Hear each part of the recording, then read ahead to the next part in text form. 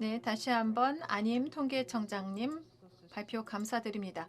통계 시스템의 회복성 그리고 가나 통계청의 사례를 말씀해 주셨는데요. 경청해 주셔서 여러분 감사합니다. 자, 그럼 여러분 여섯 번째 세션을 브레이크 없이 시작하겠습니다. 이번 세션의 좌장은 크레그 해머입니다. 월드뱅크 데이터 그룹의 프로그램 매니저이십니다.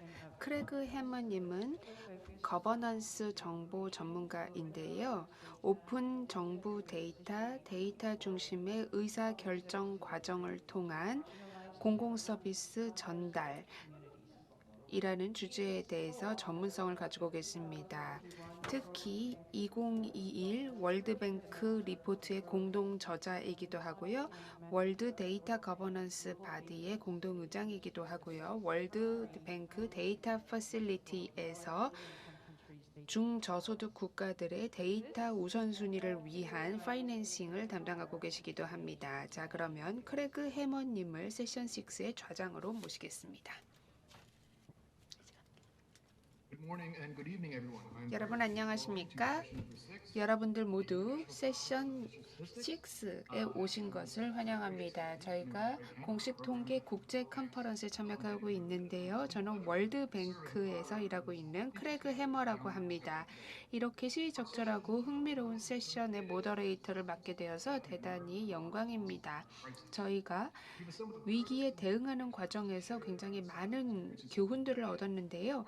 오늘 다양한 연사분들께서 경험을 공유해 주실 겁니다. 특히나 데이터와 통계 커뮤니티가 어떻게 위기 상황에서, 특히 팬데믹 상황에서 발전할 수 있는가 의견을 교환해 주실 예정입니다.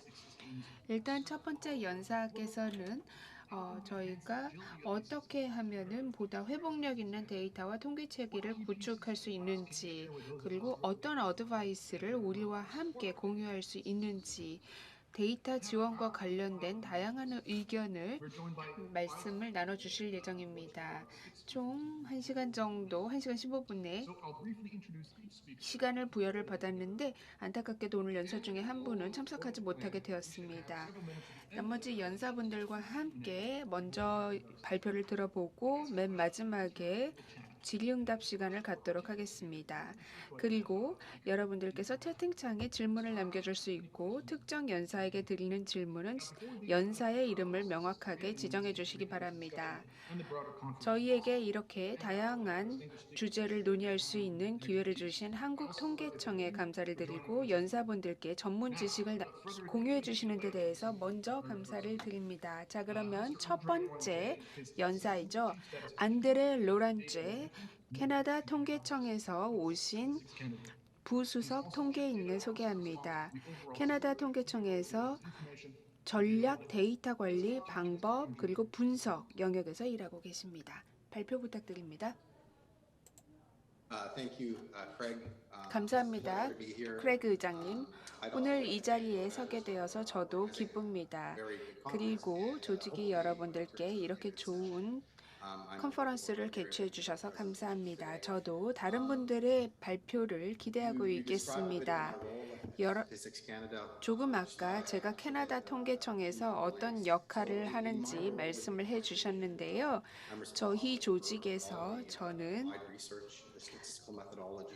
통계 방법론에 대한 실제 적용론에 대해서 총괄을 하고 있고요. 데이터 과학뿐만 아니라 정보 관리를 책임지고 있습니다. 단순히 데이터뿐만 아니라 저희 캐나다 통계청에서 보유하고 있는 모든 정보를 총괄하고 있죠. 그리고 또 저희 캐나다 통계청은 팬데믹 대응에서 아주 핵심적인 역할을 했습니다. 데이터 산출물을 만들어냈고 또 팬데믹 대응을 하고 있는 다양한 그런 주체들과 데이터 산출물을 활용하고 또 데이터 관리를 하는 과정에서 조율자의 역할을 맡기도 했습니다. 자, 이제 제 발표 자료와 스크린 공유를 하겠습니다. 잠시만요.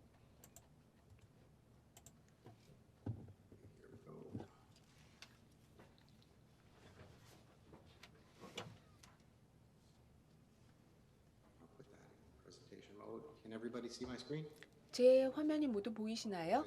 네.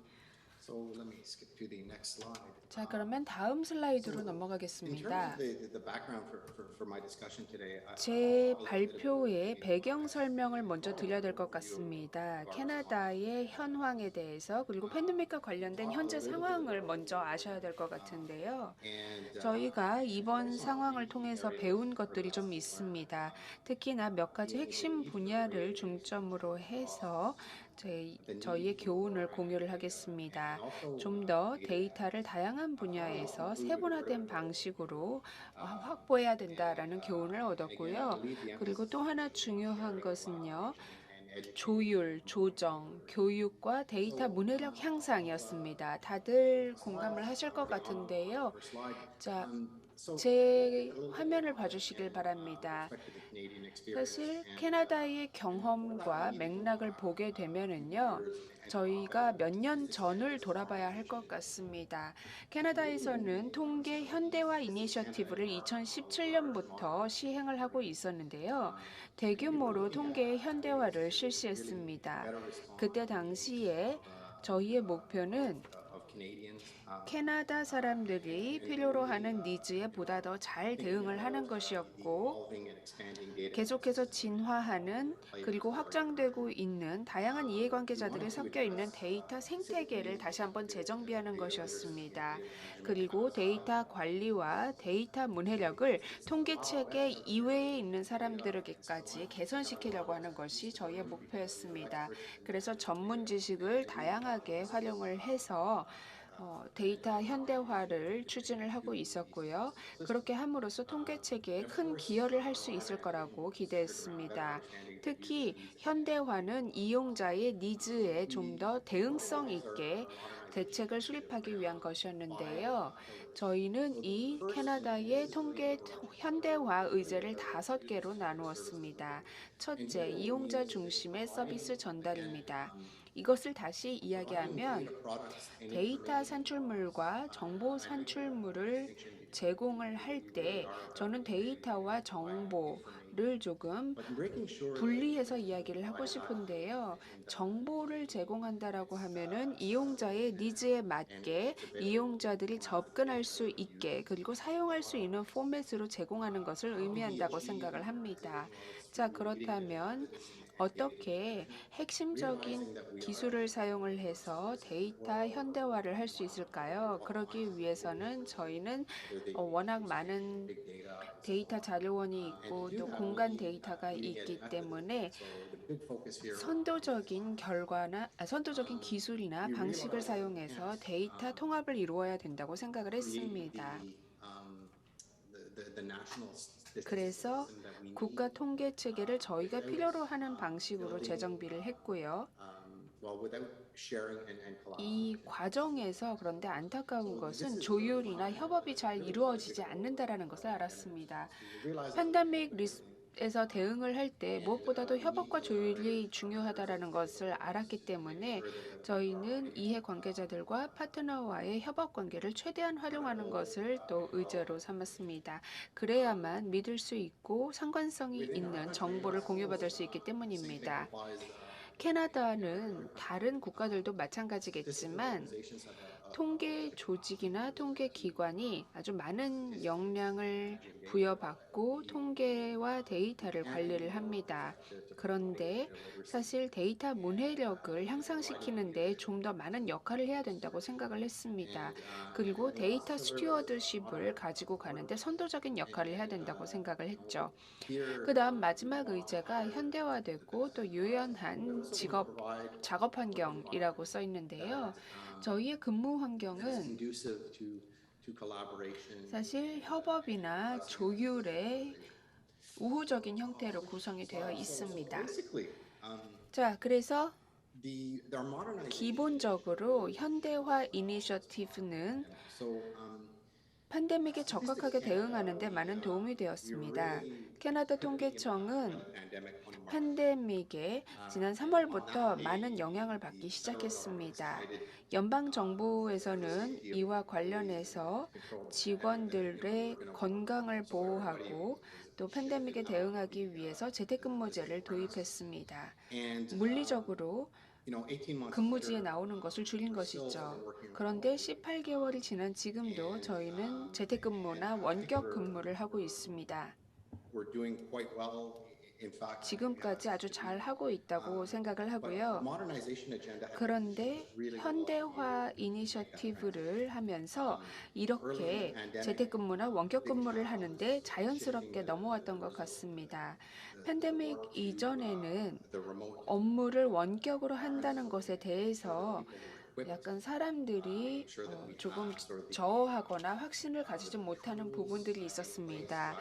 그런데 저희가 툴을 제공을 하고 그리고 환경을 제공을 하는 과정에서 물론 첫 몇 주 동안에는 많은 어려움이 있기는 했습니다. 그런 상황에서 계속 현장에서 배워갔죠.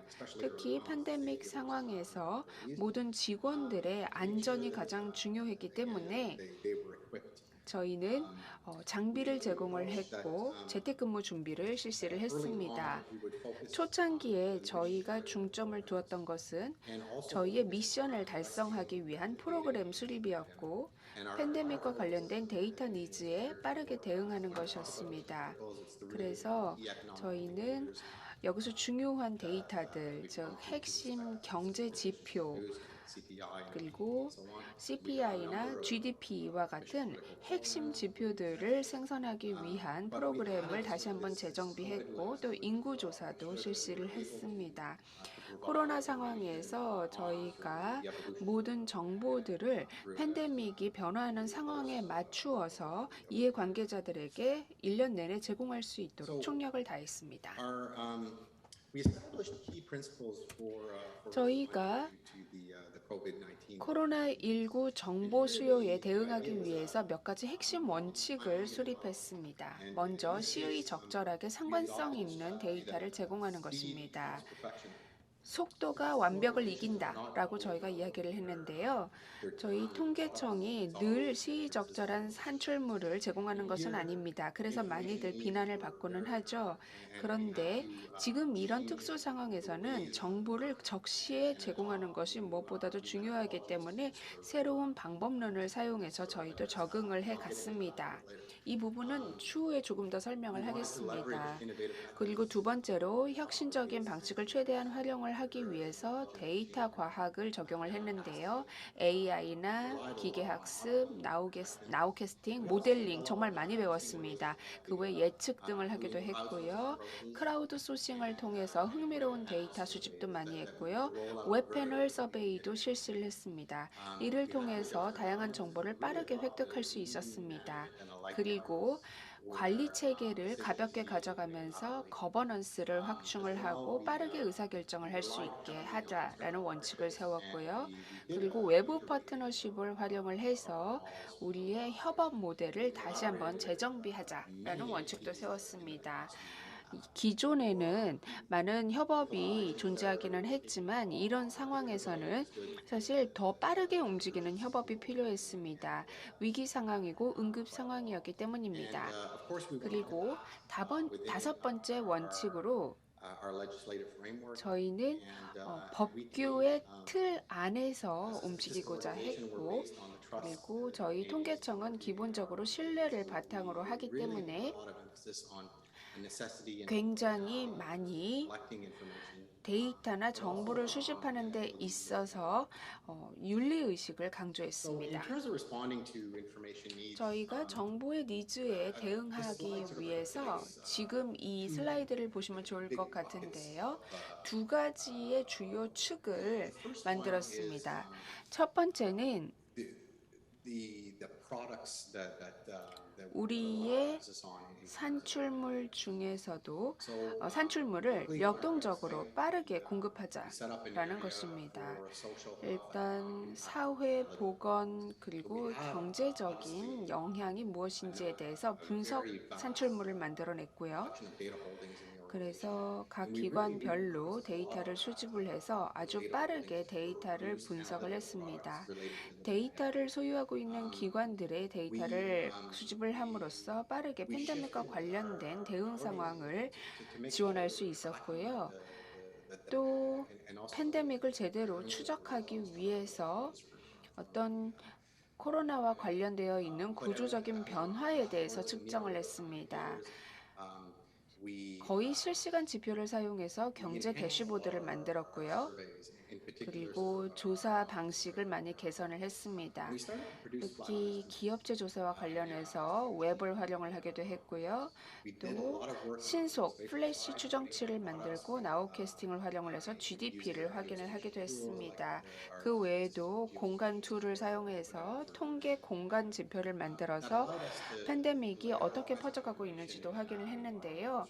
이런 정보들을 또 지도와 같이 매칭을 시켜서 이용자들이 쉽게 빠르게 데이터를 이해할 수 있도록 했습니다. 또 새로운 데이터 수집 방법을 사용을 했죠. 크라우드 소싱이 그 대표적인 예입니다. 이렇게 해서 캐나다 사람들이 팬데믹에 대해서 어떠한 느낌을 가지고 있는지 파악을 했고요. 그리고 또 두 번째 축은 데이터 스튜어드십 개선입니다. 일단 가장 최전선에 있는 캐나다 기관들은요, 팬데믹과 최전선에서 싸웠는데요. 저희는 그런 기관들을 지원하기 위해서 하나의 시스템을 수립해서 서플라이 체인이 어떻게 변하고 있는지, 그리고 개인 보호 장비들이 어떤 식으로 배분이 되고 있는지를 파악을 했습니다. 그 외에도 최전선에서 일하고 있는 기관들에게 데이터를 제공을 하기 위해서 백신 예측치 대시보드라던가 이런 것들을 제공을 하기도 했고요. 그리고 또 테스트 분석과 관련된 그런 수치들도 업데이트를 했습니다. 저희의 역량을 최대한 활용하기 위해서 연방 정부로부터 코로나 확진 케이스 가구들을 파악할 수 있는 정보 제공을 요청받기도 했습니다. 그 외에도 질병학 모델이라던가 이런 것들을 만들어서 보건기관들을 지원을 하기도 했습니다. 저희가 중점적으로 보았던 것들은 다수의 산출물들을 생산을 해내서 시의적절하고 세분화된 정보를 팬데믹 니즈가 있는 기관들에 지원을 하는 것이었고요. 데이터를 관리하고 저희의 전문성을 제공하는 데 최대의 노력을 기울였습니다. 데이터 스튜어드십도 확장을 했는데요.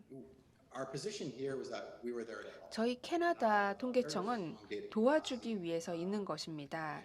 우리는 역량을 가지고 있고 또 데이터 세트를 관리할 수 있는 역량을 가지고 있기 때문에 이 같은 전문성을 누구든지 필요로 하는 기관과 사람들에게 모두 제공을 했습니다.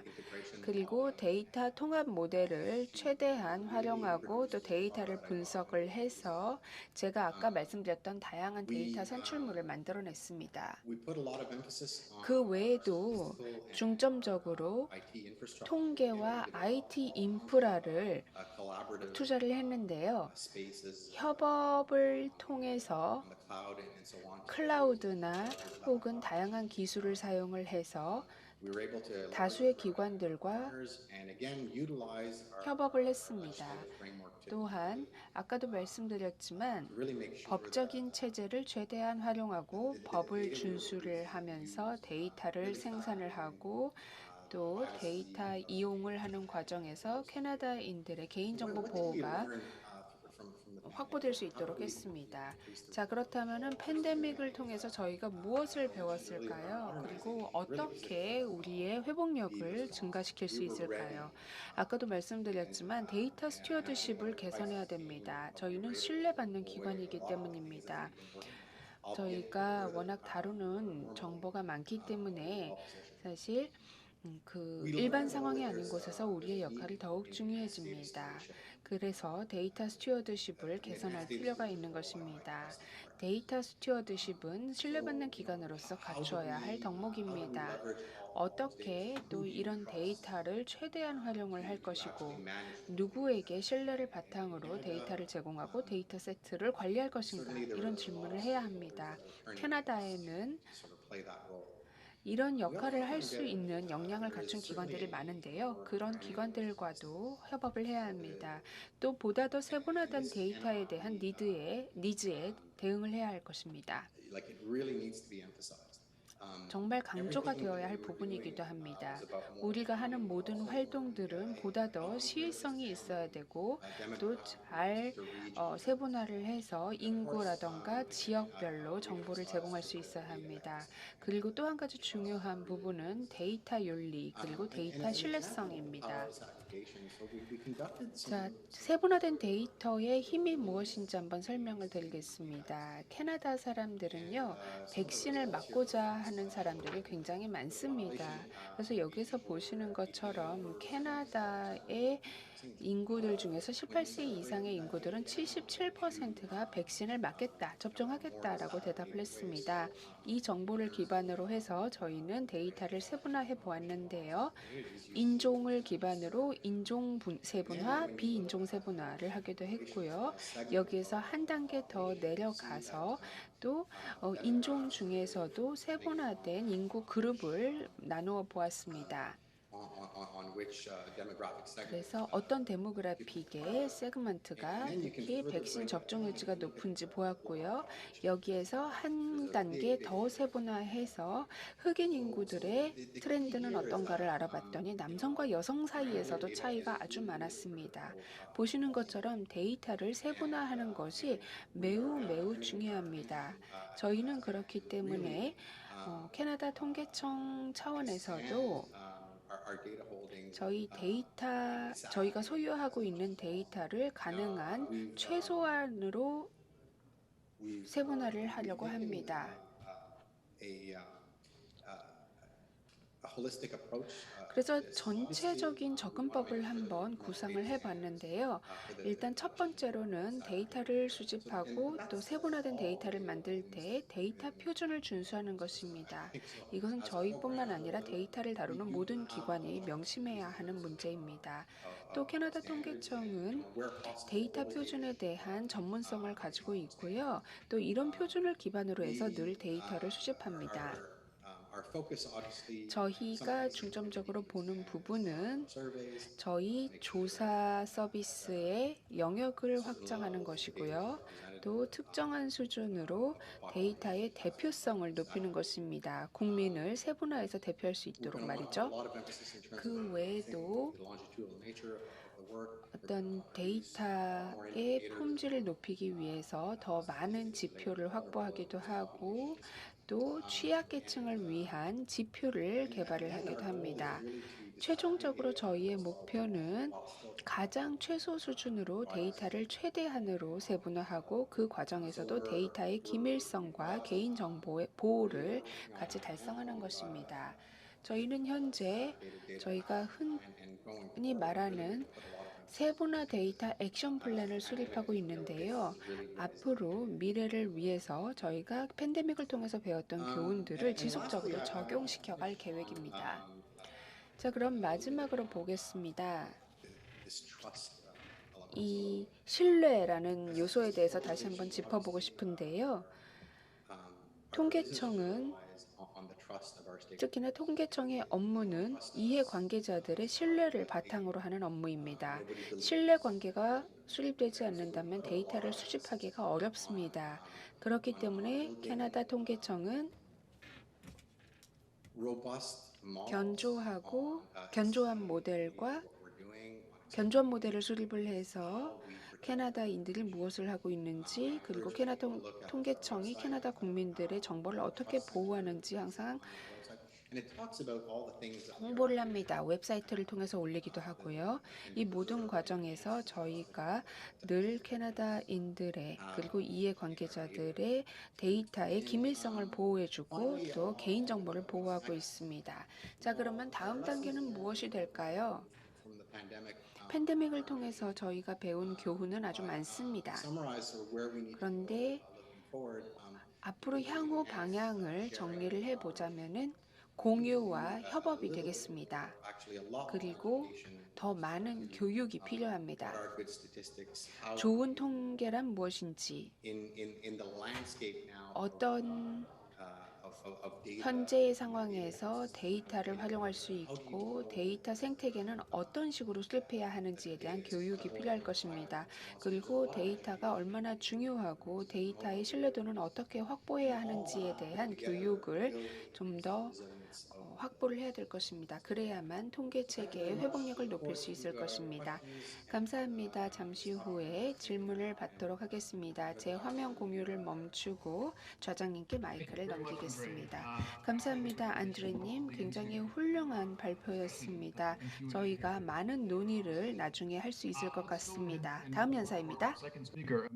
두 번째 연자분입니다. 클로디아 웰스님이신데요. 데이터 유스 디벨롭먼트 이니셔티브에서 활동하고 계십니다. 주로 빈곤 쪽 분야에서 활동하고 있는 독립기관인데요. 이런 데이터를 이용해서 특히 세계 극빈곤층에 대한 어떤 개발 상황을 추적하는 역할을 맡고 있습니다. 자, 그러면 클로디아 웰스님의 발표를 들어보겠습니다. 네, 좌장님, 감사합니다. 우선 주최 측에 감사 말씀드립니다. 이렇게 패널로 초대해 주셔서 감사하고요. 그리고 앞서 연사분께도 훌륭한 발표 감사드립니다. 너무나 좋은 활동을 세계은행에서 하고 계시기 때문에 그걸 좀 따라가기가 힘든 것 같습니다. 저는 앞서 그런 발표의 내용을 어느 정도는 좀 많이 동감을 하고요. 그리고 관련된 내용을 말씀드리겠는데요. 다만 공식 통계 시스템의 외부라는 그런 시각에서 우리는 어떻게 이와 같은 강력한 시스템의 개발에 기여할 수 있을지 말씀드리겠습니다. 좌장님도 말씀하셨듯이 저희는 데이터를 이용해서 보다 근거에 기반한 지속 가능한 어떤 해결책을 만들고자 합니다. 바로 데이터에 기반한 또 근거에 기반한 의사결정을 파트너들이 효과적으로 할 수 있도록 하는 것인데요. 이것은 정책뿐만 아니라 실제 프랙티스 면에서도 그렇습니다. 발표를 들으면서 저도 한번 생각해 볼 수 있었습니다. 자, 데이터를 활용하는 것인데요. 데이터의 활용이라는 것은 어떤 의미를 갖고 있을까요? 우리는 보통 데이터를 특히 팬데믹 사태에서는 데이터의 어떤 중요성이 더 부각되고 있습니다. 예를 들어 행동을 위한 데이터다라고 이야기를 많이 하는데요. 데이터 for action이죠. 여기에 대해서 저는 좀 말씀을 드리고 싶고요. 자, 그러면 저희가 DI에서의 활동의 초석이 되는 것은 무엇일까요? 자, 사람들을 우리가 제대로 집계하기 위해선 실질적인 집계가 필요합니다. 출생에 대한 등록이 필요하고요. 이런 것들이 보건기구에서 등록이 되고 그리고 학교에 가기까지 계속 모니터링이 되어야 됩니다. 서비스를 제공한다는 것, 그것은 어떤 행정관리가 제대로 되어야 되고요. 그러기 위해서는 양질의 데이터가 필요합니다. 고소득 국가와 같은 경우에 이런 것들이 당연한 일처럼 받아들여지지만 저소득 국가에선 그렇지 않습니다. 특히나 분쟁이 일어나고 있는 취약 국가의 경우는 더욱더 그렇습니다. 저희가 다양한 파트너들과 활동을 해서 다양한 데이터 생태계를 만들어내고 있는데요. 국가통계청도 포함이 되고 기획재정부도 포함이 되고 더 나아가 다자 간의 어떤 기구라던가 시민사회 기구도 포함이 됩니다. 이것은 일반 시민의 참여까지도 포함이 되고요. 이를 통해서 저희는 모든 이와 같은 주체들을 한데로 모아서 생태계 안에 편입시키는 그런 접근법을 취하고 있습니다. 저는 이것이 사실 제 발표의 하나의 또 테마가 될 것이라고 생각하는데요. 제가 알기로는 지속가능 개발 그런 파트너십을 하고 있는 어떤 기관에서 바로 어떤 블로그에 올린 글입니다. 인간 간의 상호 운용성이라는 표현이 등장했는데요. 우리는 데이터 시스템 간의 상호 운용성에 대해서 많이 이야기합니다. 그런데 그 시스템 뒤에 있는 사람들에 대해서는 잘 주목을 하지 않는 것 같습니다. 하지만 그 시스템을 움직이고 있는 사람들 간의 상호 운용성도 중요하다는 것이죠. 그렇다면 이런 주체들과 우리는 어떻게 활동을 하고 있을까요? 지난 2년 정도 저희가 코로나를 겪으면서 또 많은 것을 배웠습니다. 지금 드리는 말씀은 앞서 연사분의 말씀과 많이 좀 중첩이 될 텐데요. 저는 어떤 커뮤니티, 이미 우리가 강조하고 있는 것들이 기존에 이미 알고 있었던 것들입니다. 다만 이렇게 충격이 오면서 그 중요성이 다시 한번 체감이 된 것이죠. 자, 데이터, 행동을 위한 데이터. 어떤 평가를 위한 데이터가 아닌 행동을 위한 데이터가 필요합니다. 국가통계기관은 이와 같은 중요한 시스템의 핵심에 자리하고 있고요. 우리 모두 국가통계 시스템에서 일하는 분들은 아마 글로벌하게 다 보셨을 겁니다. 통계에 대한 수요가 정말 폭발적으로 증가했습니다. 이런 통계청의 웹사이트에는 전례가 없는 그런 활용도의 증가를 보았죠. 그리고 전 세계 통계인들은 저는 이런 도전 과제에 잘 응대를 하셨고 그런 면에서 그 공로를 마땅히 인정받아야 된다고 생각합니다. 이런 데이터의 연계가 훨씬 더 늘어났고요. 이에 대한 분석도 정말로 많이 늘어났습니다. 정말 통계 이런 청들의 노고에 대해서 치하를 하고 싶습니다. 데이터에 대한 수요는 그 어느 때보다도 큽니다. 하지만 문제는 존재합니다. 가장 취약한 사람들, 가장 어떤 소외될 가능성이 높은 사람들은 표준 공식 통계에서 소외되는 경우가 많습니다. 사실 이것은 어떤 개발 데이터 생태계에서만 그런 것이 아니고요. 예를 들어 영국 같은 경우에도 코로나 시작 초기에 상황을 보면 이런 코로나로 인한 사망률에 대한 데이터를 하나 예로 들어보겠습니다.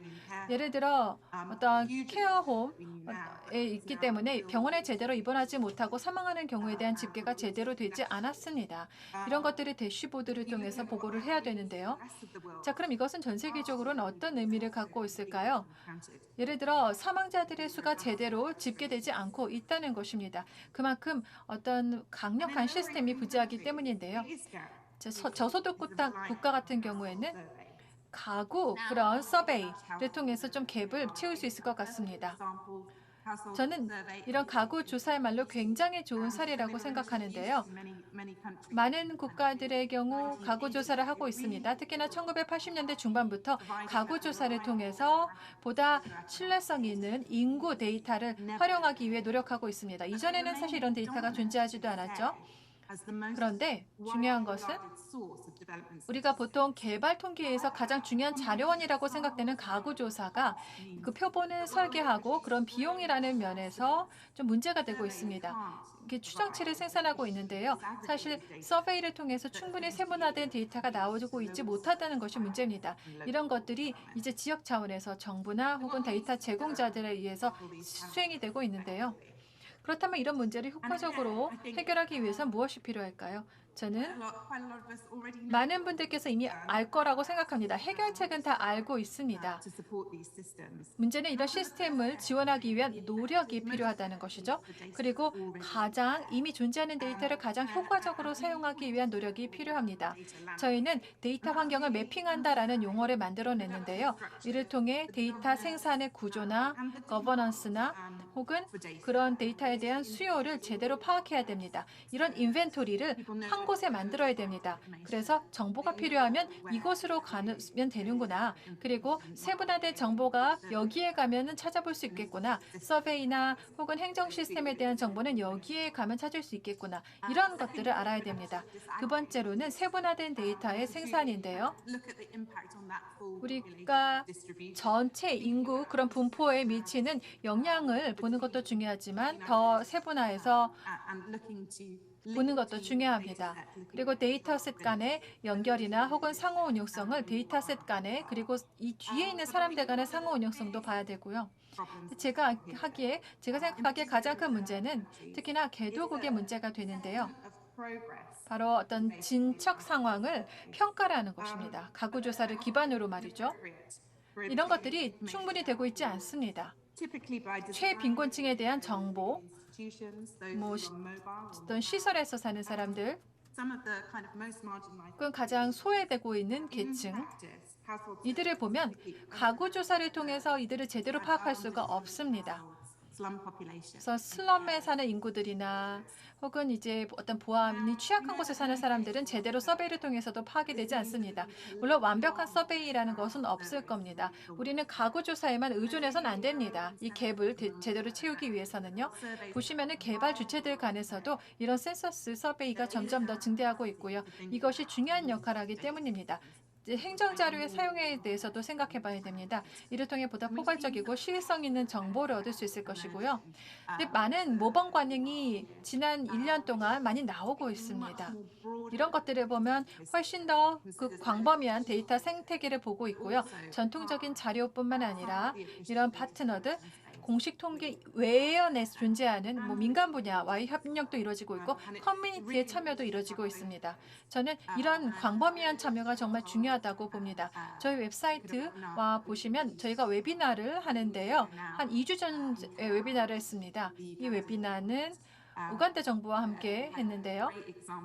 좋은 그런 사례들을 볼 수 있습니다. 실시간 모바일 데이터 기록과 기존의 그런 가구 조사를 결합해서 그리고 더 나아가 커뮤니티 리더들이 제공하는 정보를 취합해서 사회 보호 조치를 취하는 데 큰 도움이 되었습니다. 이런 것들은 데이터와 혁신을, 데이터와 통계를 파트너십을 통해서 굉장히 잘 활용할 수 있는 좋은 사례라고 생각합니다. 올바른 대상을 대상으로 이런 팬데믹 사태에서는 지원이 필요한 사람들에게 진정한 지원이 되어야 하는 것이죠.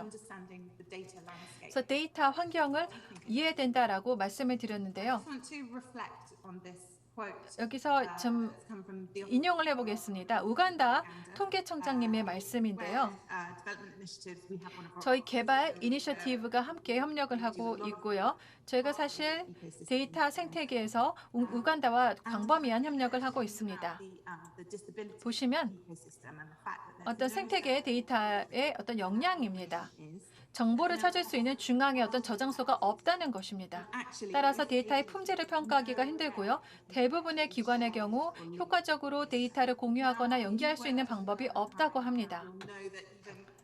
심지어 어떤 부처 내에서도 이런 부서들 간의 데이터 공유가 힘들다고 합니다. 그러니 부처 이외의 차원에서 부처들 간의 데이터 공유는 더욱더 어려울 수밖에 없죠. 저는 이런 것들은 익숙한 상황이라고 생각합니다. 저도 이전에 공기관에서 일한 적이 있고요. 이것은 단순히 통계 생산에만 국한된 문제는 아닙니다. 그 최종 결과물입니다. 그리고 기저화되는 시스템이고요. 센서스나 서베이를 포함해서 행정 자료에도 해당이 됩니다. 이런 그룹들을 만들어서 사람들이 한데 모여서 이해를 할 수 있는 이런 정보의 거버넌스를 책임지고 있는 사람들이 함께 모여서 이런 데이터가 어떤 부가가치를 만들어낼 수 있을지 합의를 도출할 필요가 있습니다. 우리가 계속 작업을 하면서 아까 말씀드린 것처럼 저희는 데이터 랜드스케이핑, 데이터 환경 파악이라는 활동을 하고 있습니다. 그리고 데이터 어떤 경제를 바라보고 있고요. 이런 표준화된 인프라를 통해서 데이터가 공유가 되고 생산이 돼야 됩니다. 또 정보 시스템 자체적으로 더 나아가 인프라 자체요. 에너지나 ITC 서비스 인프라가 될 텐데요. 그리고 더 나아가 문화입니다. 이런 데이터의 사용을 이끌고 가는 문화도 생각을 해봐야 되고요. 또 프라이버시를 지킬 수 있는 프레임워크가 필요합니다. 많은 사례에서 저희가 볼 수 있듯이 어떤 전략적인 행동 계획을 수립하는 것도 중요하지만 더 나아가 이런 것들을 제대로 실행하는 것이 필요합니다. 예를 들어 장애인에 대한 어떤 데이터 환경을 보는 것이죠. 우간다 같은 경우에는 여러 주체들이 한데 모여서 보다 접근 가능하고 그리고 강력한 그런 장애인에 대한 데이터를 만들어내고 있습니다. 저는 공통된 테마가 있다고 생각을 하고요. 앞서 연자분의 말씀을 다시 한번 반복하는 게 될 텐데요. 전통적인 서베이로는 지방정부의 니즈를 충족시킬 수 없다. 행정 시스템은 데이터 품질이 충분치 않고 또한 지방정부가 이를 충분히 활용할 수 없다. 대부분의 데이터 수집이 로컬 차원에서 진행되는 것은 단순한 보고용이다. 진정으로 로컬 차원에서 사용하기 위한 것이 아니다. 라는 말이 나오고 있습니다. 데이터가 수집은 되지만 바로 이것이 수집은 되지만 실제로 활용되지 못하는 악순환이 계속되는 것 같습니다. 그 누구도 이와 같은 데이터의 품질을 보증하지 못합니다. 그렇게 되면 우리가 선순환을 이루기가 힘듭니다. 모든 것들은 이제 로컬 차원이 아닌 외부에서 데이터를 갖고 와야 되는 그런 상황이 될 수밖에 없습니다. 데이터는 단순히 보고용으로만 전락을 하는 것이죠.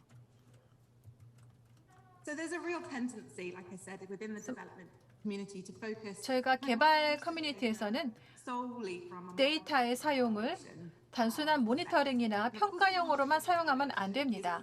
어떤 평가를 하는 것 당연히 중요합니다. 하지만 이렇게 평가를 위한 데이터라는 시각을 가지게 되면 구체적으로 데이터를 통해 행동을 하기가 힘들어집니다. 팬데믹 상황에서 이는 더 분명해졌죠. 데이터 시스템을 예를 들어 범용, 전 국민을 아우르는 출생 등록 시스템이라던가 이런 것들이 있어야 됩니다. 그래야지 누구도 소외되지 않을 수 있죠. 또 커뮤니티에 힘을 실어줄 수 있습니다. 서비스에 대한 접근성이 이를 통해 개선될 수가 있거든요. 여기 슬라이드 보시면 저희는 행정자료의 어떤 토대를 볼 수가 있는데요. 데이터가 제공되는 지점에서 수집이 되고 활용이 됩니다. 또한 이것은 국가 데이터베이스 내에서 더 세분화가 됩니다. 그렇게 되면 이런 데이터는 국가에서 글로벌 차원으로 흘러갈 수가 있게 되죠. 이런 행정 시스템이 필요합니다. 이런 행정 시스템을 또 만들기 위해서는 많은 투자가 필요합니다. 그럼 향후의 단계는 무엇이 될까요? 오늘 제가 드리고 싶은 제언 부분에 해당할 텐데요. 첫 번째로는 데이터 시스템에 대한 어떤 보다 많은 노력이 필요합니다. 그리고 데이터의 중요성을 국가 차원에서도 알아야 되고 여기에 대한 정치적인 어떤 헌신이 필요합니다. 어떤 근본이 되는 데이터 시스템을 만들기 위한 펀딩이 필요합니다. 많은 경우 한 3년, 5년 정도의 사이클을 갖고 펀딩을 하고 시스템을 만드는데요. 근데 투자 수익률을 생각하지 않을 수가 없습니다. 행정 시스템이라고 하는 것은 훨씬 더 긴 호흡을 갖고 그 개발을 봐야 됩니다. 따라서 이것이 인큐베이션 시기가 있어야 되고 제대로 3년, 5년보다도 더 긴 사이클을 갖고 가야 할 수도 있습니다. 근데 그 사이에는 펀딩이 제대로 되지 않아서 데이터의 활용도가 떨어질 수 있습니다. 그렇게 되면 이것이 제대로 활용될 수가 없죠. 이런 고리를 끊고요. 보다 장기적으로 생각을 해봐야 합니다. 단순히 어떤 사회적인 시각에서만 보는 것이 아니라요. 이런 시스템은 데이터 공유법이라던가 프레임워크로 지원을 해줘야 됩니다. 그러면서도 개인의 프라이버시를 보호해야 됩니다. 책무성을 갖고 데이터를 공유해야 되는데요. 저는 여기서 디지털화가 핵심이라고 생각합니다. 데이터의 분석이 보다 용이하게 디지털화를 통해서 진행될 수 있습니다. 이것은 서비스를 제공하는 면에서뿐만 아니라 이런 데이터를 어떤 서로 전송하는 과정에서도 그리고 데이터 시스템 안에 보관하는 그런 상황에서도 이용이 되어야 합니다. 그렇게 되면 로컬 차원의 데이터가 글로벌하게 연결이 될 수 있을 것이라고 생각을 하고요. 경청해 주셔서 감사합니다. 몇 가지 지금 링크를 보여드리고 있는데요. 저희 코로나와 관련한 우간다 상황을 볼 수 있는 웨비나가 열렸었고요. 그리고 보다 나은 데이터 인프라를 개발하기 위한 그런 관련된 링크도 보여드립니다. 오늘 말씀드릴 수 있어서 좋았고요. 여러분의 질문이 기대가 됩니다. 감사합니다. 네, 클라우디아님 감사합니다. 정말로 중요한 통찰력 있는 정보를 제공해 주셨는데요. 추후 더 심도 깊은 논의를 해보겠습니다. 자, 세 번째 연사입니다. 클레어 데니스 마파님이신데요. 필리핀 통계청에서 오신 연자입니다. 그 전에는 필리핀 대학교의 통계학부 학장님이셨고요. 다양한 국가 통계 프로젝트를 진행을 하신 경험이 있습니다. 영상을 보내오셨습니다. 같이 보겠습니다.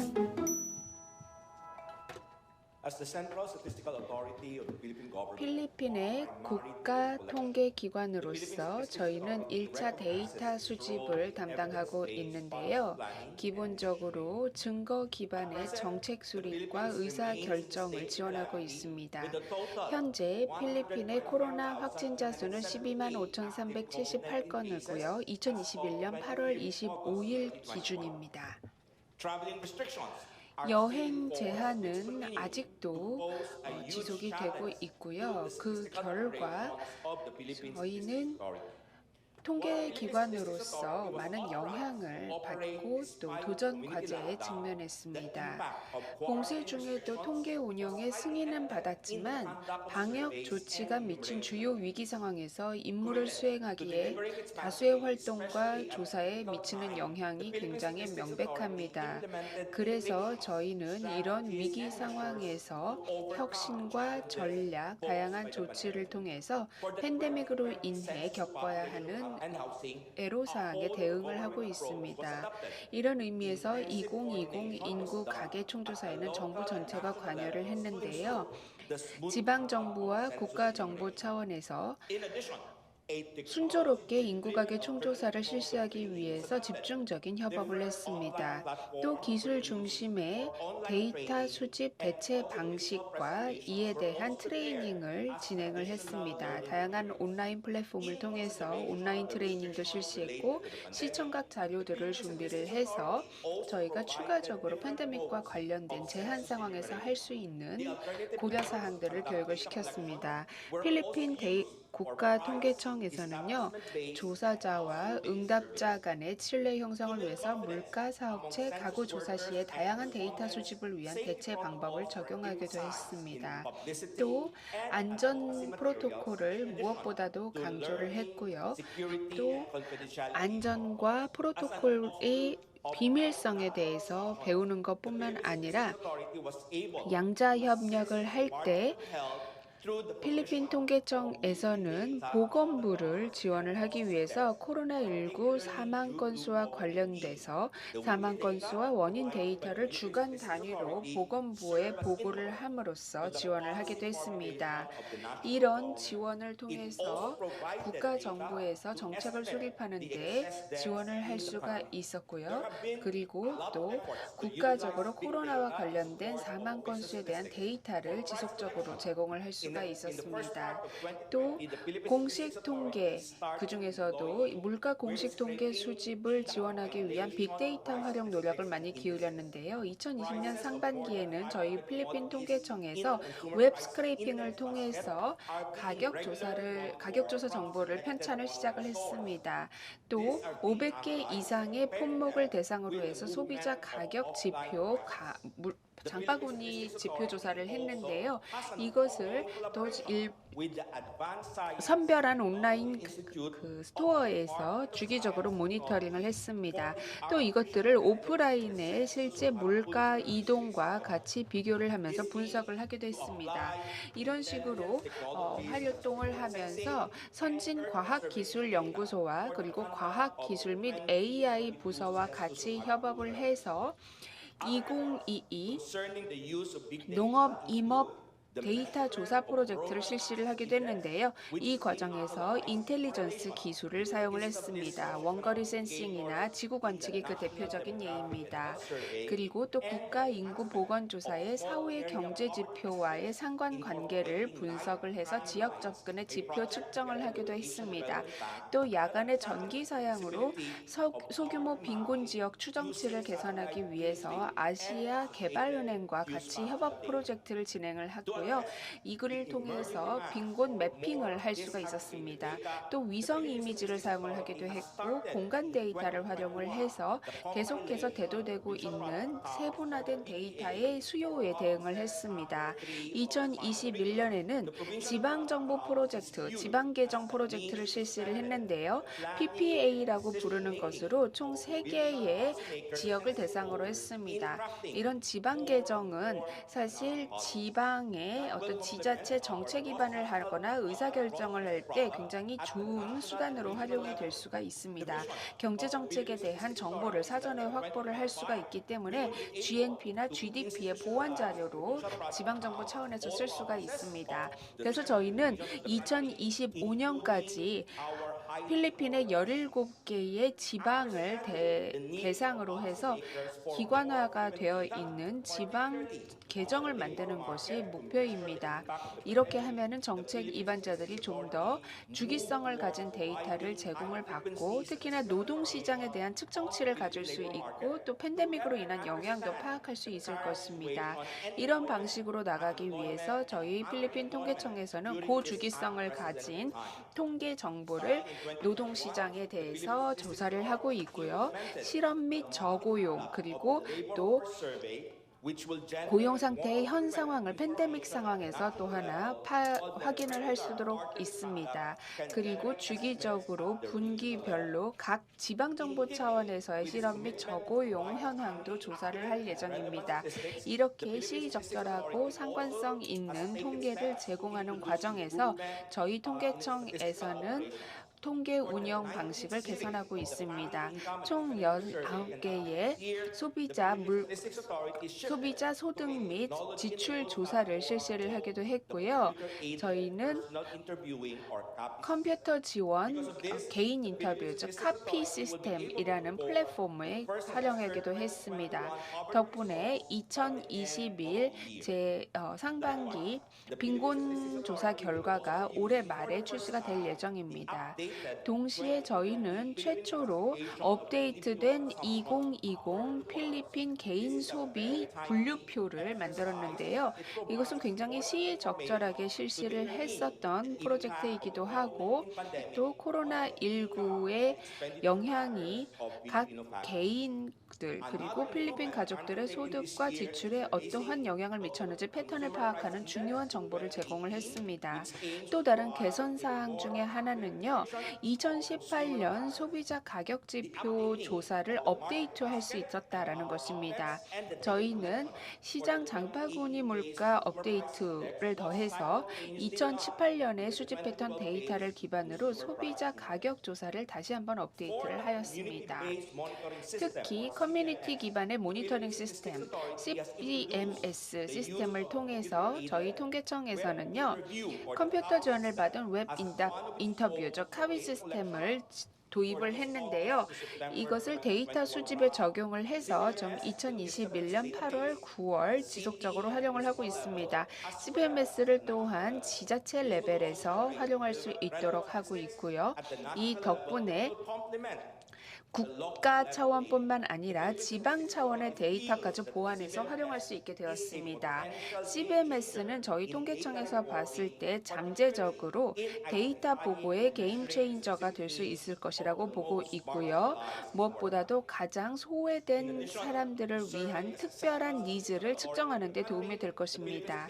또 국가중앙통계청으로서 저희 통계청에서는 주민등록 기능을 확장하기 위해서 노력을 하고 있습니다. 또 팬데믹 상황에서 대체 데이터를 제공을 하고 있는데요. 이를 위해서 온라인 결제 플랫폼과 디지털 결제 플랫폼을 BIPP라는 국가 파트너십을 맺어서 같이 강화를 하고 있습니다. 이 프로젝트를 통해서 대중들이 콘택트리스, 캐시리스 거래를 좀 더 잘 할 수 있고 이런 거래를 얼마나 하는지 측정을 함으로써 주민등록 문서를 업데이트를 할 수 있을 것으로 기대합니다. 팬데믹 상황에서 저희는 보다 포용적인 주민등록 체계를 전달하겠다라는 의무를 가지고 저희 지방 정부들과 함께 필리핀 주민등록 체계를 좀 더 재정비를 하고 있습니다. 그리고 또 이를 통해서 서비스를 제공을 하고 또 많은 민관 거래 기록들을 안전하게 그리고 효율적으로 수집을 해서 분석을 하고 있습니다. 그 외에도 모바일 아이디나 물리적인 아이디, 즉 신분증을 대신할 수 있는 모바일 아이디에 대해서도 2021년에 작업을 시작을 했습니다. 팬데믹 상황에서도 저희 통계청은 혁신을 지속했고 또 데이터를 수집하는 과정에서 기술을 최대한 활용하기 위해 노력을 했습니다.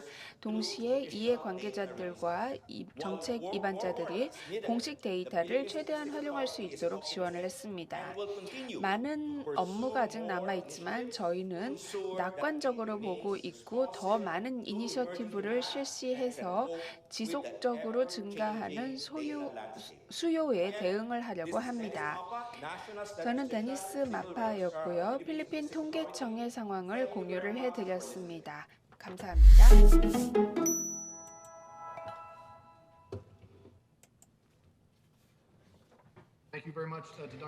네, 감사합니다. 마파 박사님. 굉장히 흥미있는 전반적인 필리핀의 통계 현대화 과정을 들을 수 있었습니다. 오늘은 류근관 청장님께서 함께 하셨습니다. 한국통계청 총장님이시고요. 한국 서울대학교에서 수학을 하셨습니다. 그 다음으로는 홍콩 기술대학 그리고 스탠포드 대학 등에서 각각 수학을 하셨는데요. 자, 그러면 류근관 총장님을 모시고 말씀 들어보겠습니다. 네, 감사합니다. 이번 컨퍼런스의 공동 주최 기관으로 저도 이번 세션에 참여하게 되어서 굉장히 기쁘게 생각합니다. 우선 좌장님께 감사의 말씀드리고요. 저도 발표 내용을 모두 잘 들었습니다. 안드레님, 클라우디아님, 디니스님 발표 잘 들었고요. 그리고 제 다음으로 발표될 그런 발표에 대해서도 기대가 큽니다. 제가 한국 국회의회에서 좀 이벤트가 있습니다. 일정이 있어서요. 제가 사실 이 일정에 꼭 참여를 해야 되기 때문에 제가 비디오 클립을 동영상을 하나 제작을 했고요. 그다음에 질문이 있으시다면 그것은 실시간으로 제가 응대를 해드리겠습니다. 이 점에 대해서 양해 부탁드립니다.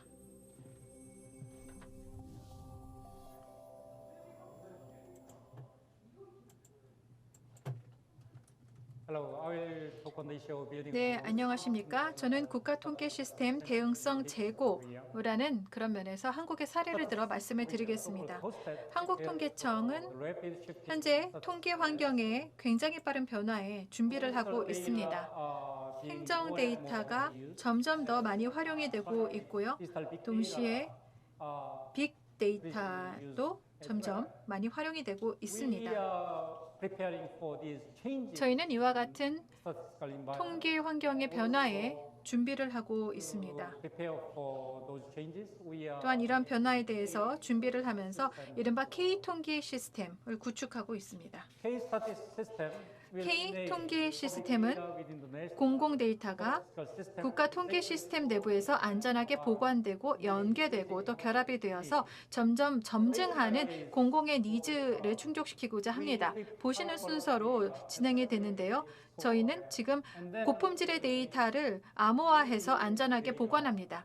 그 다음에 암호화된 이런 데이터를 통계 등록부를 통해서 안전하게 연결을 합니다. 다음 단계로는 만약에 기술 수준이 충분히 성숙한다면 이와 같은 공식 데이터를 더 나아가 민간 분야의 빅데이터와도 연계할 수 있을 것으로 기대하고 있습니다. K-통계 시스템은 보시는 도식을 통해서 설명을 드릴 수가 있는데요. 왼쪽으로는 저희가 데이터 제공 기관이 있습니다. 또 맨 오른쪽으로는 데이터 수요처, 이른바 사용자들이 있습니다. 제공기관은 데이터를 암호화된 형태로 제공을 합니다. 만약에 사용자들이 사용 요청을 하게 되면 여기에서 어떤 요약 통계에 대한 어떤 산출이 됩니다. 그리고 이와 같은 요약 통계에 대한 산출 과정을 거쳐서 암호화된 데이터, 복호화 과정이 없이요. 암호화된 데이터를 기반으로 과정이 진행이 됩니다. 그러면 암호화된 상태로 데이터 결과물이 사용자에게 전송이 됩니다. 이 단계에서 사용자는 그 어떠한 개인 정보도 누출이 되지 않습니다. 왜냐하면 이런 결과물 자체도 암호화가 되어 있기 때문입니다. 사용자가 신뢰기관, 제3자 신뢰기관에게 복호화를 요청하는 경우에만 이런 사용자들이 결과를 볼 수 있게 되고요. 따라서 이와 같은 데이터의 그런 보안 면에서 굉장히 안전한 시스템입니다. 신뢰할 수 있는 제3자 기관이 결과를 복호화하는 경우에만 실질적으로 암호화되지 않은 결과를 볼 수 있기 때문입니다. 그래서 신뢰기관은 결과물을 체크를 하고 이 결과물을 보았을 때 개인의 정보 혹은 민감한 정보가 노출되지 않는다라고 판단을 내리는 경우에만 이와 같은 결과물을 사용자에게 보내줍니다. 보시는 것이 K-통계 시스템의 기본적인 도식입니다. 저희가 공식 통계에서도 빅데이터를 많이 이용을 하게 되는데요. 코로나 확산 시기에 저희는 모바일 빅데이터를 활용했습니다.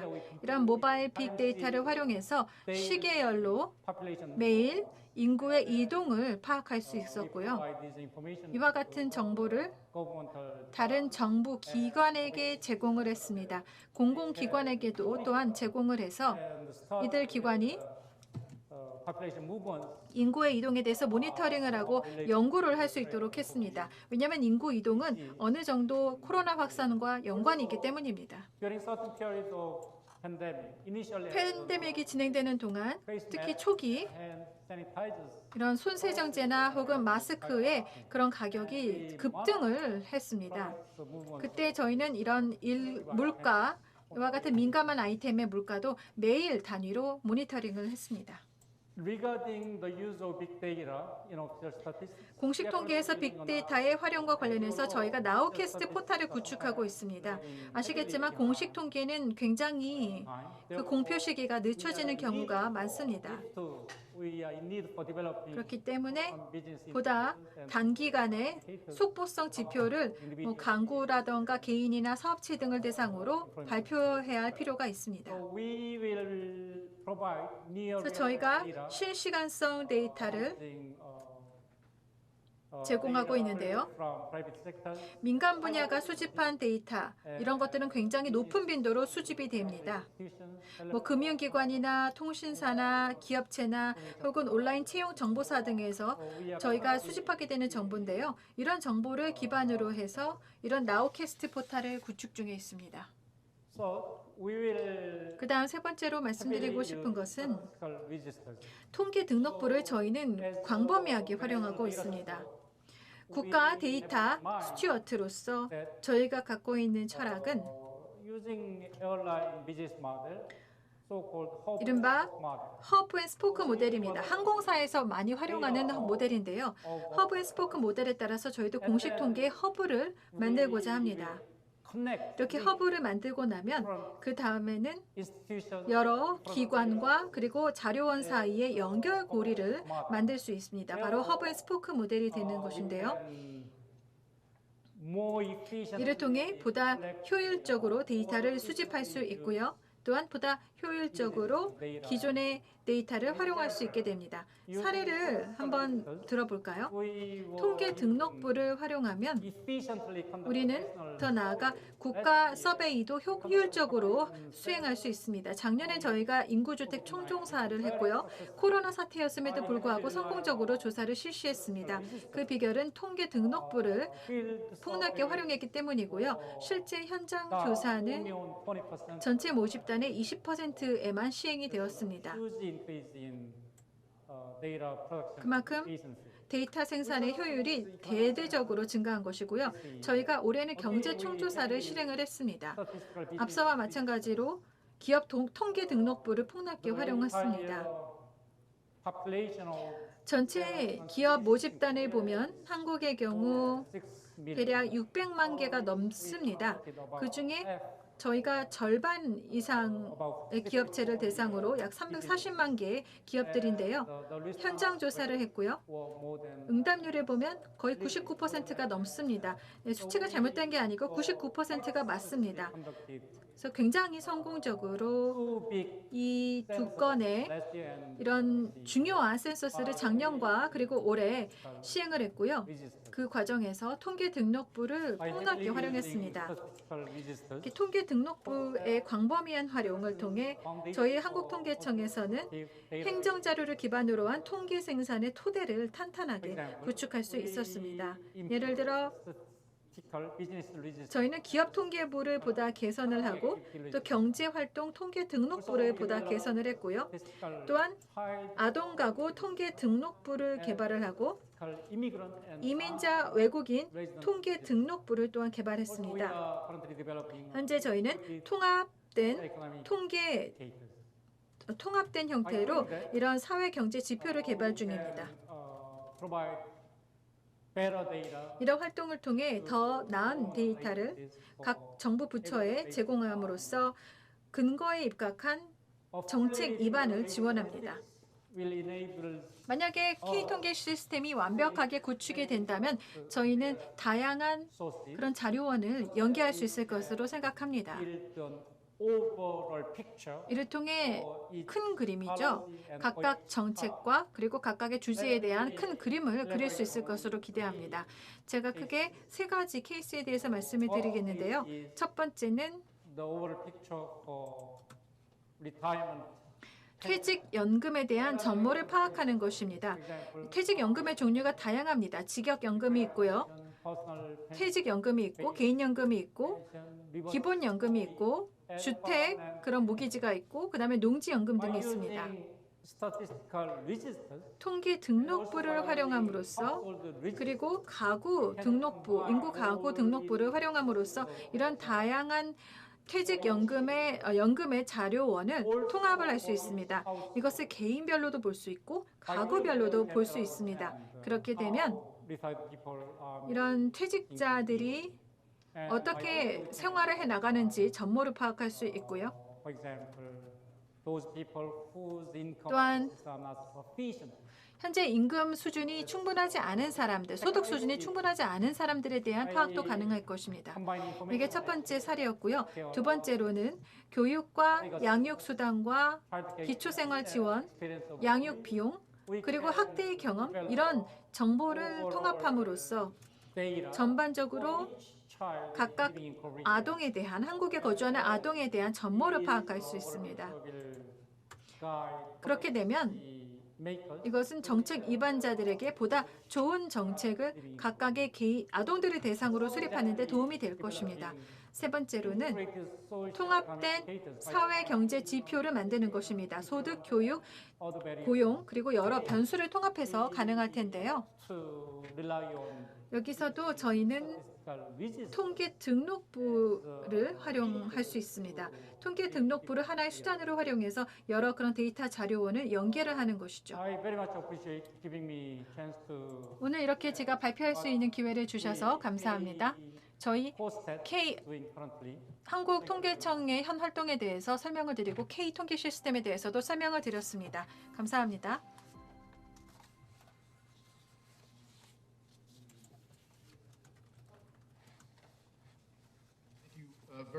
네, 감사합니다. 총장님. 그리고 Q&A 시간에는 참여를 한다고 하셨는데요. 이렇게 중요한 회의에 공동 주최해 주셔서 감사합니다. 자, 마지막 연사입니다. 안젤라 메이 박사님이시고요. 유엔 마약범죄사무소, 즉 UNODC에서 일하고 계십니다. 굉장히 다양한 글로벌 출간물의 저자이기도 한데요. 그 외에도 마약범죄와 관련된 다양한 저서를 쓰셨습니다. 바로 부탁드립니다. 저장님 감사합니다. 여러분들 모두 안녕하십니까? 저는 현재 베트남에 있습니다. 저를 이렇게 초청해 주셔서 감사하고 또 제 전에 발표하셨던 연사분들 흥미로운 주제 발표해 주셔서 감사합니다. 한국통계청에도 감사를 합니다. 저희가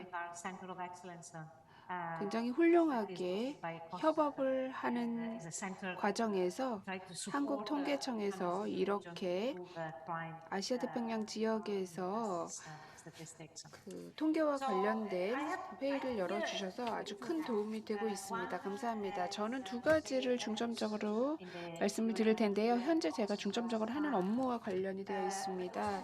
제가 마약범죄사무소 UN ODC에서 일을 하고 있기도 한데 그 외에도 국제기구의 수석 통계인들과 공동으로 진행하는 그런 프로젝트들이 있습니다. 그래서 저는 저희 조직 안에서 하는 활동뿐만 아니라 제가 동료들과 국제 통계라는 관점에서 이런 위기 상황에서 무엇을 했는지 공유를 하려고 합니다. 그리고 그 과정에서 국제 통계 체계에서 필요한 것은 무엇인지, 그리고 또 저희가 어떻게 위기 상황에 대처를 했는지 이런 부분을 짚어보겠습니다.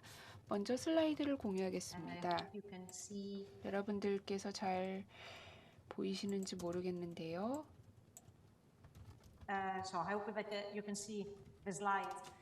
네, 어떻게 잘 보이시나요? 제가 이 발표를 준비를 하면서 어떤 이야기를 해야 할지 고민을 했었습니다. 다른 연사분들께서도 많이들 이야기를 하셨고 또 이번 회의 내내에도 다들 많은 이야기를 해주셔서 제가 새로운 이야기를 하기는 어려울 것 같습니다. 그래서 나중에 또 이야기를 하겠지만 지금 이 회의에서 더진 질문. Sorry? 잠시만요. We can't see the slide. 슬라이드가 지금 보이지가 않습니다. 지금 발표 자료가 보이지가 않아서요. 다시 한 번만 체크 부탁드립니다. 잠시만요. Do you? Now it's up. Okay. So can you make it a full screen? Uh, Yep, it's think- everything's good now. yeah. Thank Okay. you. Thank you. Sorry, apology. I must have. 네, 감사합니다. 그리고 죄송합니다. So let me 자, start 그러면 by saying, okay. 먼저 Go back to where we were at the beginning at the feeling that 저희가 I think we 처음에 know that 어떤 상황이었는지를 먼저 말씀을 드려야 될 것 같습니다. 다들 비슷했을 것 같은데요. completely different. 지난 3월부터 저희 통계 커뮤니티의 상황이 달라지기 시작했죠. 전반적으로 Knowledge information 모두들 지식 정보 체계에 대해서 다루고 있었을 겁니다. 그런데 그 과정에서 필요한 수단이 충분하지 않다라는 걸 느끼셨을 수도 있습니다. 지금 여기 파이프라인을 보시게 되면은 왜 우리가 이 정보를 다루고 있는가, 왜 밀수가 일어나는가, 마약 밀수는 어떤 식으로 되는가, 뭐 이런 모든 질문들이 그 작년 3월에 그 답을 찾아낸다라는 것이 너무나 어려웠습니다. 어떤 일이 일어날지 몰랐기 때문이죠.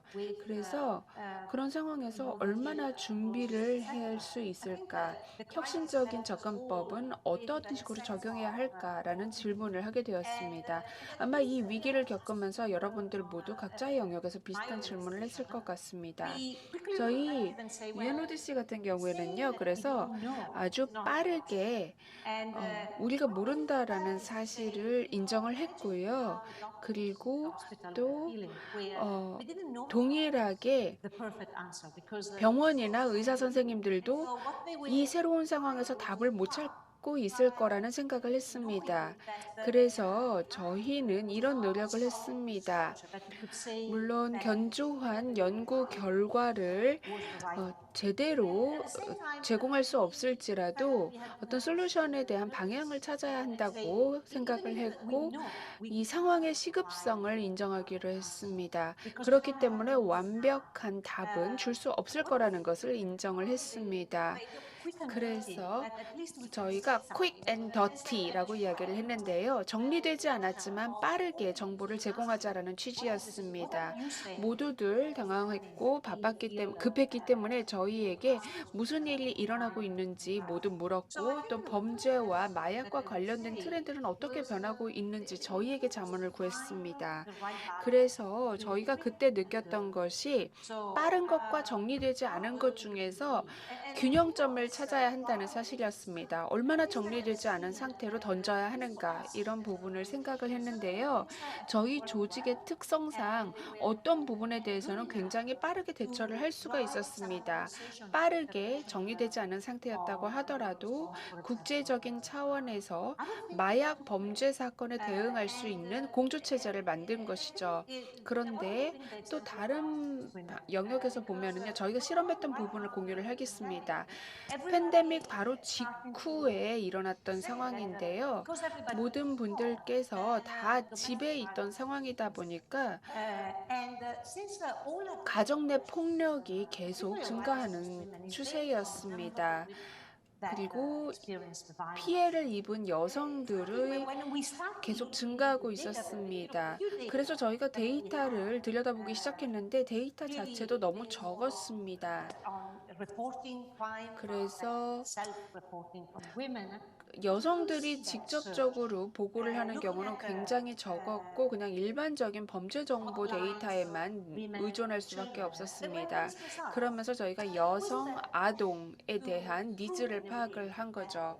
그래서 어떤 식으로든 지금 가정 내에 폭력이 증가하고 있다는 것을 아주 적은 데이터로도 입증을 해야 했었고 그렇게 했습니다. 그리고 특히나 위기 상황이 닥치고 나서 그 가정 폭력의 주기성에 여성이 더욱 증가했고 그리고 더 많은 여성이 노출된다라는 것을 알았습니다. 그리고 여성의 숫자가 계속 증가하는 것은 지금도 멈추지 않았는데요. 위기, 팬데믹 상황에서 더 많은 여성이 노출되는 환경이 조성이 되었기 때문입니다. 이런 환경은 아주 취약한 환경이죠. 단순히 그 제한 조치가 발효가 되고 시간이 지나면서 급작스럽게 이런 그 폭력 행위도 늘었고 주기성도 증가했던 것입니다. 자, 그렇다면은 왜 갑자기 증가한 걸까요? 사실은 원래 그 전부터 여성들은 이런 환경에 노출이 되어 있었는데 팬데믹을 계기로 해서 폭력의 강도가 세진 것이었습니다. 그래서 저희의 모든 체계는 시스템은 여성들에게 종점이 맞춰졌었고요. 그리고 또 폭력의 정도 이런 것들로 세분화를 하기도 했습니다. 또 하나 저희가 배웠던 교훈은요. 그렇죠. 빠르게 대응을 해야 하고 우리가 완벽할 수 없다라는 것을 인정을 했고 또 우리가 기존에 생산하던 데이터에 비해서 품질도 떨어질 수 있다라고 하더라도 그래도 견조한 국가 통계 체제를 구축해야 한다는 임무는 잊어서는 안 된다는 사실을 배웠습니다. 위기는 계속 진행이 되고 있고 우리는 이제 뉴 노멀에 대해서 익숙해지고 있습니다. 즉, 이런 뉴 노멀이라는 것은 코로나가 끝난 이후에도 저희가 기존으로 완벽하게 돌아갈 수는 없고 어쩌면 빠르게 정리되지 않은 상태로 그 데이터나 정보를 제공하는 이런 행위가 지속될 수도 있다는 것입니다. 그래서 국가 차원에서 어떻게 대처를 해야 될지 그리고 국제 차원에서 어떻게 대응을 해야 할지를 고민해야 되는데 이 부분은 나중에 더 설명을 드리겠습니다. 그래서 저희가 모든 위기에 대해서 답을 다 가지고 있는 것은 아닙니다. 아마 다음에 올 위기는 또 다른 형태가 될 수 있습니다. 그래서 이 기존 위기에서 우리가 활용을 했었던 솔루션이 다음 위기에는 적용이 되지 않을 수도 있습니다. 그렇기 때문에 우리가 현재 보고 있었던 혁신 그리고 우리가 주류화시키고 있는 솔루션들이 국가 국제 통계제에 지속적으로 적용될 수 있기를 바라지만 다음 위기가 온다면 그때에 맞춰서 또 다른 생각을 하고 또 다른 형태의 혁신을 해야 될 것입니다. 자, 그러면 우리가 이번 위기에 국제적인 차원에서 어떤 혁신을 했는지 보여드리겠습니다. 여러분들이 보시다시피 그리고 저도 또 루안다나 캐나다에서 어떤 혁신을 했는지 발표를 잘 들었는데요. 이미 현대화 단계에 접어들었다라는 이야기를 해주셨습니다. 하지만 저희가 보기에 저희 지역은 아직 캐나다 통계청만큼 준비가 안 되어 있을 수도 있습니다. 하지만 우리는 아직까지는 웹 스크래핑을 개발을 하고 있고 또 필리핀에서도 주요 전략으로 웹 스크래핑을 하고 있다고 말씀을 하셨는데요. 저희 지역에서 저희 기관은 빠르게 실시간 정보 체계를 구축을 해서 마약 추적을 해보았습니다. 특히 이런 마약 밀수의 판로나 경로가 바뀌었기 때문입니다. 그래서 이렇게 시스템을 바꿈으로써 새롭게 떠오르는 밀수라는 이슈를 좀 더 효율적으로 추적을 하고 있습니다. 이런 마약 밀수나 이런 것들은 굉장히 빠르게 그 모습을 바뀌기 때문입니다. 그래서 팬데믹 상황에서 이런 마약 밀수의 동태도 바뀌었는데요. 이 공급도 그렇고요. 그런데 그렇기 때문에 데이터에 대한 수요가 정말 증가했는데 저희가 코로나19와 관련된 이런 정보를 빠르게 대처를 하지 못했습니다. 그래서 새로운 신종 범죄도 생기기 때문에 실시간에 기반한 정보를 제공할 필요를 느꼈고 웹 스크래핑을 기반으로 해서 다양한 형태의 밀수 범죄 추적 정보를 제공을 할 수가 있었습니다. 코로나 이전에도 국제사회와 공조를 통해서 저희가 다양한 사실을 알 수가 있었는데 그때 배웠던 지식들을 백신의 이동 경로를 추적하는 데 사용을 한다든지 했습니다. 그런데 코로나를 통해서 저희가 훨씬 더 많은 것들을 관측해야 되겠다라는 사실을 추가적으로 배운 것이죠. 저희가 국제 통계 체계를 정비하기 위해서 많은 활동을 했다고 말씀을 드렸는데요. 락다운이 나오기 전에도 이미 다양한 노력을 하기는 했었습니다. 보시는 것은 저희가 어떻게 통계 데이터로 세상이 변하고 있는지를 보여주는 그런 간행물을 발간을 했습니다. 지금 보시는 책들인데요. 그런데 지금은 코로나를 통해서 저희가 훨씬 더 빠르게 변화하는 세상을 보게 되었습니다.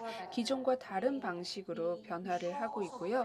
이를 통계적인 관점으로 보고 국가 통계의 가치와 효용성에 대해서 다시 한번 살펴보았습니다. 자, 그렇다면 어떤 전략이 필요할까요? 다양한 기관에서 전략에 대한 제언을 주셨었는데요. 일단 국가 차원에서는 여러분들도 다 알고 계시겠죠? 그런데 아주 간략하게 제가 조금 다른 관점을 제시를 해보겠습니다. 국가 차원에서는 다들 말씀을 하셨으니까요. 지금 세 개의 그래프를 보시면은요. 나우캐스팅을 어떻게 활용하는지에 대한 예시입니다. 이 그래프들은요. 저희가 아까 말씀드렸던 그 세 가지 간행물 중에서 첫 번째 버전과 관련이 되어 있는 건데요. 지금 보시는 것처럼 항공업계에서 갑자기 완벽하게 어떻게 변화했는지를 알 수가 있습니다. 그래서 세계항공협회 이카오에서 나우캐스팅을 사용해서 팬데믹 상황에서 어떤 일이 일어났는지를 확인을 했고요. 그리고 또 나우캐스팅 기술이 워낙 이제 많이들 사용을 하시기 때문에 팬데믹 상황에서도 거의 실시간으로 현황을 파악을 할 수가 있었습니다. 그리고 또 기존의 데이터베이스를 활용을 해서 그때 상황을 이해를 하고 위기에 대한 대응책을 세우기도 했습니다. WTO에서는 그 의료 물품들이 어떤 식으로 거래가 되었고 어떤 식으로 교역이 되었고 어떤 경로를 통해서 움직였는지를 팬데믹 상황에서 파악을 하기도 했습니다. 물품이 부족했기 때문에 굉장히 필요한 자료이기도 했고요. 정보이기도 했고요. 그리고 또 관련된 관세와 관련된 그런 데이터도 어려운 시기에 같이 파악을 할 필요가 있었기 때문에 이런 정보를 파악을 하기도 했고요. OECD의 경우에는 코로나19가 어떻게 취약계층에 영향을 미쳤는지를 파악을 했고 기존의 데이터를 관측을 함으로써 이미 존재하고 있었던 불평등이 코로나를 계기로 해서 어떻게 변했는지를 파악을 하고 또 팬데믹 상황에서 정책 기반에 활용을 했습니다. 그리고 또 다른 기관들은 또 다른 시나리오에서 사용을 하기도 했습니다.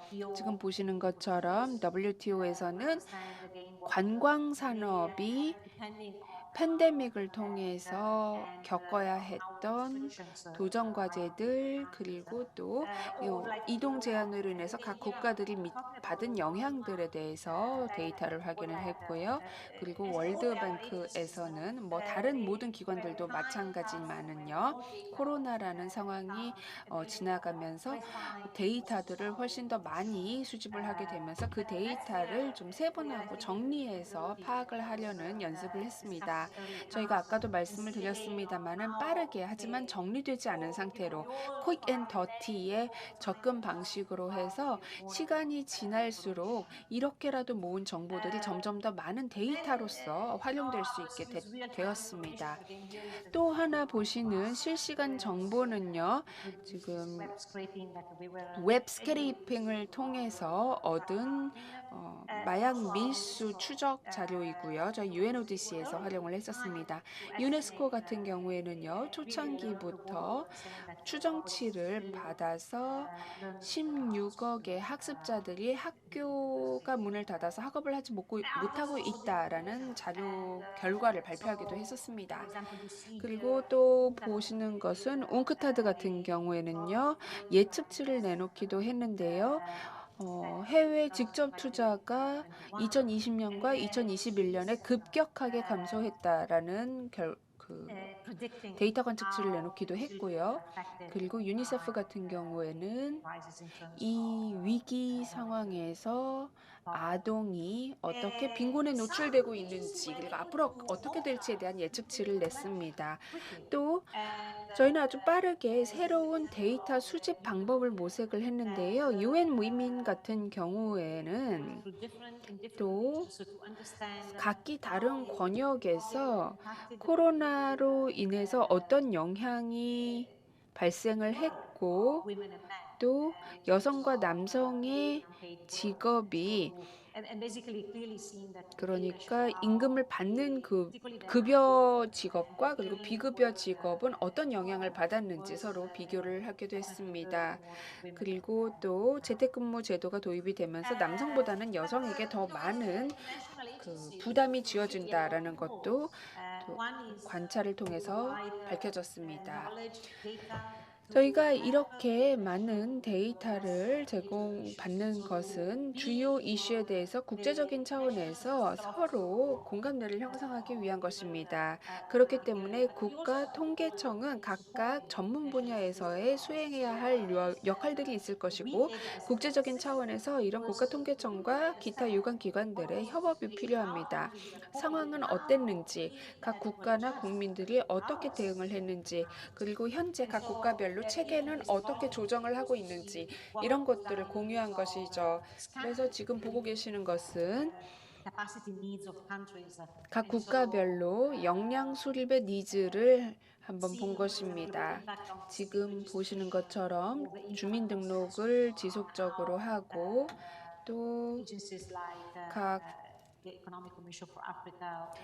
아프리카 경제사회위원회, UNSD, UNFPA와 같은 기관들이 코로나가 인구조사에 어떤 영향을 미쳤는지를 정리한 결과입니다. 이렇게 일단 발표를 마치고요. 여러분들의 질문에 대답을 하겠습니다. 네, 대단히 감사합니다, 엔젤라 박사님. 굉장히 소화해야 할 내용이 많은 것 같습니다. 그런데 소화할 시간이 충분하지 않은 것이 안타까운데요. 일단 저희 모든 연사분들에게 감사를 드립니다. 저희 세션을 몇 분 안에 끝내야 되기 때문에 논의를 하기가 쉽지 않을 것 같습니다. 그래서 아주 간략하게 각각의 연사분들께서 30초 동안 좀 말씀을 해주시면 좋을 것 같은데요. 마지막으로 말씀하실 어떤 결론이 있을까요? 꼭 이 부분은 지켜야 된다던가, 이 부분은 반드시 공유해야 된다던가, 데이터의 회복력과 관련된 부분이라던가, 무엇을 저희가 국가통계기관으로서 적응할 때 신경을 써야 할까요? 자, 그러면 먼저 가장 첫 번째 안드레 연사님부터 시작을 하겠습니다.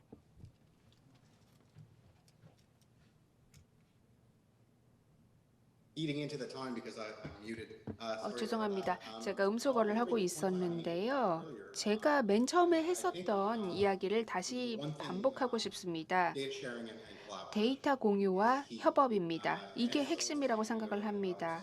국가통계청이 모든 것을 혼자 다 할 수는 없습니다. 그리고 두 번째는 표준 정립입니다.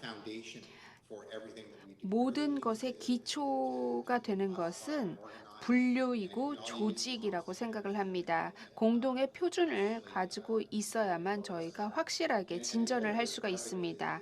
그리고 또 다른 하나는 혁신입니다. 모든 발표에서 새로운 기술, 기계학습, 웹스크레이핑 이런 것들을 들을 수 있었는데, 이 모든 것을 합치는 혁신이 필요하다고 생각합니다. 감사합니다. 네, 감사합니다. 정말로 너무나 좋은 그런 내용이 오고 갔고요. 저는 투자, 즉 기본이 되는 데이터 시스템에 대한 투자 다시 강조하고 싶습니다. 그리고 이것을 3년, 5년 이런 펀딩 사이클을 이제 끊고 보다 장기적으로 봐야 됩니다. 왜냐하면 한국통계청이 혁신을 해야 되는데요. 그래야만 다음에 위기가 다가왔을 때 대처할 수 있습니다. 그런데 토대가 없다면 혁신을 할 수가 없습니다. 그래서 이것이 너무나 중요하다는 점 강조드리고요. 3년, 5년이 아니라 이런 시스템에 투자를 할 때에는 훨씬 더 장기로 봐야 되고 특히 이런 가구 조사를 할 때 어떤 외부의 펀딩이 필요할 수도 있습니다. 국가 시스템을 만들어서 이와 같은 국가 서베이를 보다 보완할 수 있는 투자가 필요합니다. 감사합니다. is not with us now, so we'll go to Dr. Ryu. 자, 막파 박사님 안 계셔서 총장님. Imagine data as a big 네, 청장님 다시 참여해 주셨는데요. 제가 보기에는 열이 있고 이렇게 행이 있을 겁니다. 빅데이터의 데이터 슛을 보면요. 근데 투자 신뢰가 없다면 그리고 프라이버시를 보호할 수 있는 투자가 없다면 제가 생각하기엔 이런 역할 자체가 더 확대될 수가 없습니다. 또한 여러 가지 측면과 여러 가지 어떤 컬럼 같은 것이 연계가 되지 않을 겁니다. 그래서 저희 한국통계청에서는 working on improving 특히 프라이버시와 관련된 프라이버시를 보호할 수 있는 기술에 굉장히 신경을 쓰고 집중을 하고 있습니다. 제가 보기에는요. 기술과 그리고 이와 같은 법 사이에는 어떤 상호 보완성이 있다고 봅니다. 법이 있어야지 사람들이 데이터를 내놓을 수 있도록 어떤 기여할 수 있도록 설득을 할 수 있습니다. 문제는 이와 같은 법을 보다 보완을 해서 적정한 기술이 사용될 수 있도록 해야 되고요. 여기에 저희도 계속 투자를 하고 신경을 쓰고 있습니다. 발표 내용 오늘 너무나 다 잘 들었습니다. 감사합니다. Thank you, Dr. Ryu. And Angela. 감사합니다, 총장님. 안젤라 박사님 마지막 말 부탁드립니다. I would say the importance of 네. listening to what is needed and 무엇이 필요한지 경청하는 자세라고 생각을 합니다. 무엇이 언제 필요한지를 파악해야 합니다. the courage to 그리고 to try 담대하게 solution. 새로운 솔루션을 시도하는 용기가 필요하고 그 과정에서 지식을 유지하고 또 투명성을 유지하는 게 필요하다고 생각이 됩니다. 무엇이 필요한지 정확하게 듣고 언제 필요한지 듣고 그것을 적용할 수 있어야 합니다. Well, thank you. 네, 감사합니다. 모두 감사합니다. 이렇게 해서 저희 모든 패널리스트 분들과 조직위 분들에게 다시 한번 감사를 드립니다. 다음 라운드 테이블 세션도 바로 진행이 되니까 또 같이 들어주시기 바랍니다. 감사합니다. Let me thank Mr. 네, 차장님 그리고 패널 분들 다시 한번 감사의 말씀 드립니다.